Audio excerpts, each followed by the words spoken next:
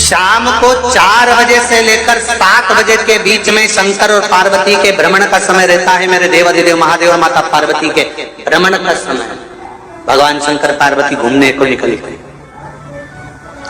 इसलिए हमारा सनातन धर्म कहता है शाम के समय पर माताओं को झाड़ू नहीं लगाना चाहिए, शाम के समय पर माताओं को चूड़ी बिछिया नहीं बदलना चाहिए, शाम के समय पर माताओं को मांग में सिंदूरा नहीं भरना चाहिए, शाम के समय पर माताओं को बाल नहीं बांधना चाहिए, शाम के समय पर माताओं को चौखट पर नहीं बैठना चाहिए। उसका कारण क्या है? क्योंकि पार्वती जी ने भगवान भोलेनाथ जी से कहा था कि तुम मुझे रोज शाम के समय प्रदोष काल में भ्रमण के लिए लेकर जाते हो, मेरे लिए आज्ञा क्या है? शंकर भगवान ने कहा सुनो पार्वती, मंदिर के अंदर नंदी रहता है, जाने वाला यात्री जब मंदिर में मेरा दर्शन करने आता है तो नंदी के कानों में कहकर जाता है कि शिव जी को मेरे यहाँ लेकर आना।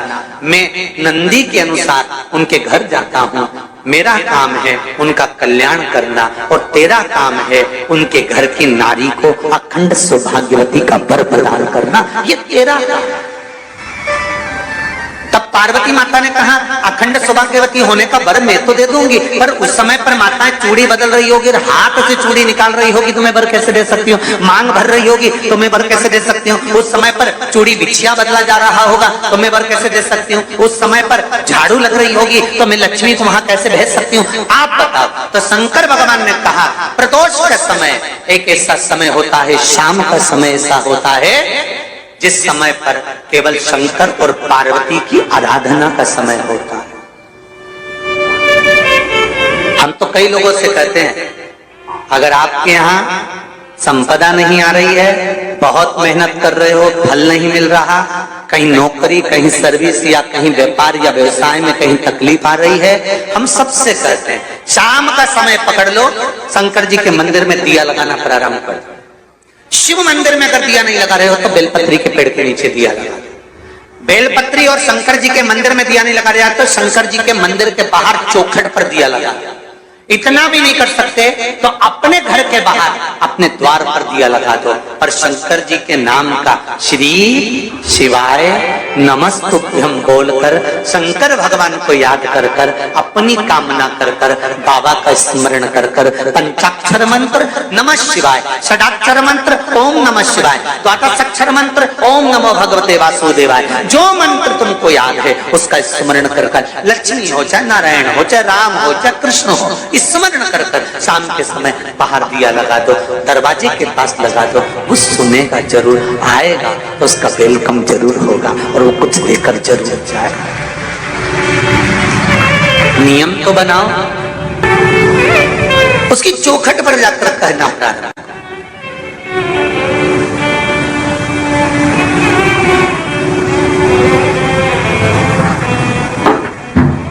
बृहस्पति महाराज ने कहा कि शाम का समय जो प्रदोष का समय होता है उस समय पर इंद्रदेव तुम शंकर जी की आराधना करो। शिव आराधना से शंकर जी जो मार्ग प्रशस्त करेंगे, शिव आराधना से जो शंकर जी कहेंगे वो तुम करना, ठीक है? आराधना करी बाबा भोलेनाथ जी।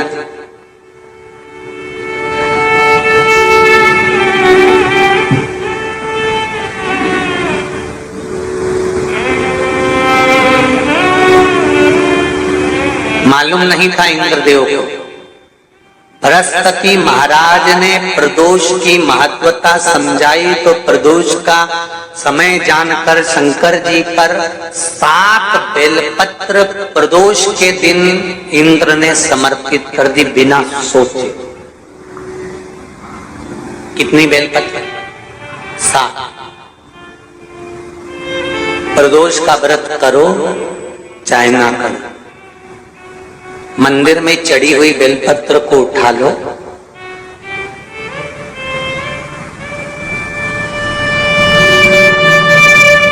बेलपत्र का ब्रह्म कमल बना लो,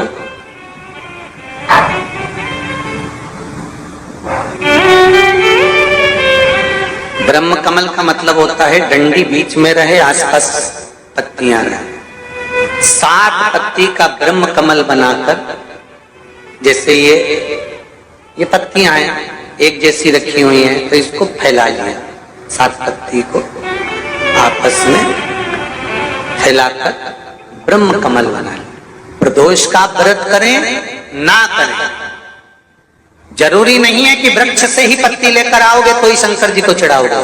शिव जी पे से चढ़ी हुई उठाकर धोकर ब्रह्म कमल बनाकर बाबा से विनय कर कर, हे प्रभु आज मैं इस काम के लिए जा रहा हूं, बाबा मेरा यह कार्य है, बोलकर श्री शिवाय नमस्तुभ्यम बोलकर शिवलिंग पर समर्पित कर दो।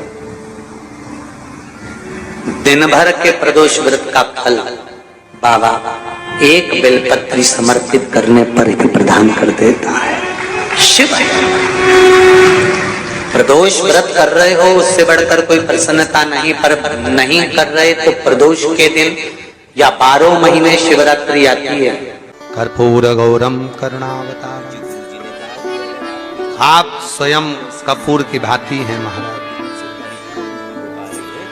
कपूर जानते हो? अरे बोलो तो चमके। आरती में कब जलाया जाता है? जब आरती पूरी हो जाती है। कपूर क्यों जलाया जाता है?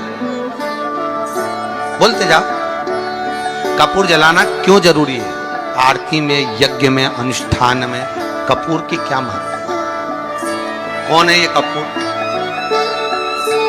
कपूर शंकर भगवान को कहा कर्पूर गौरम करुणावतार। आप कपूर की तरह श्वेत है, पर कपूर की तरह आप हैं, क्योंकि कपूर है क्या? जब भगवान राम और कृष्ण ने यज्ञ किया, देवताओं ने आवृत्त यज्ञ किया। भगवान विष्णु जिस यज्ञ को करे, भगवान राम ने जो अश्वमेध यज्ञ किया, देवताओं ने जो यज्ञ किया, आनंदमय भगवान विष्णु जिस यज्ञ को करे, यह अश्वमेध यज्ञ केवल राम ने नहीं, इससे पहले नारायण कर चुके भगवान विष्णु लक्ष्मी के साथ।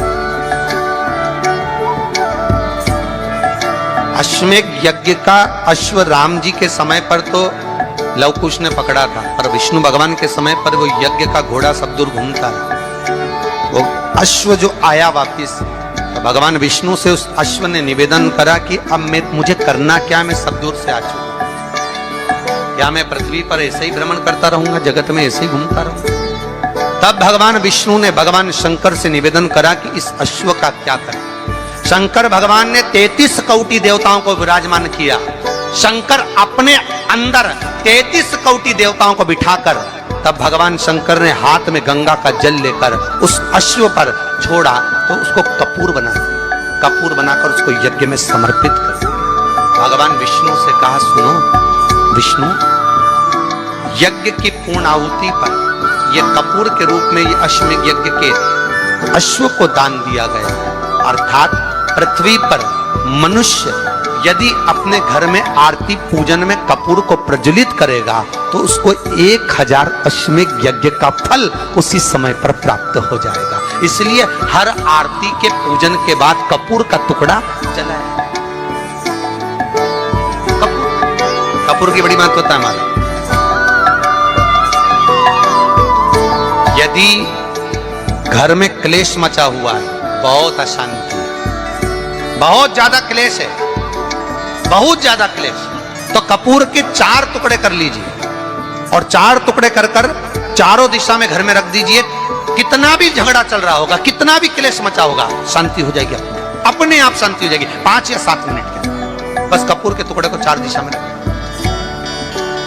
शिव का स्वरूप है, अश्वमेध यज्ञ का फल प्रदान कर देना। कोई फैक्ट्री नहीं चल रही हो, कोई व्यापार नहीं चल रहा हो, तो एक कांच की प्याली में कपूर के 7 टुकड़े, फिटकरी के 2 टुकड़े और खड़े नमक का 1 टुकड़ा केवल उस प्याली में रख दीजिए महाराज। 15 दिन तक रखे रहने दो उसको, आपको खुद मालूम पड़ जाएगा कि व्यापार कैसे चलता है। आनंद की अनुभव होने लगे, अपने आप व्यापार दौड़े, अपने आप आपका व्यापार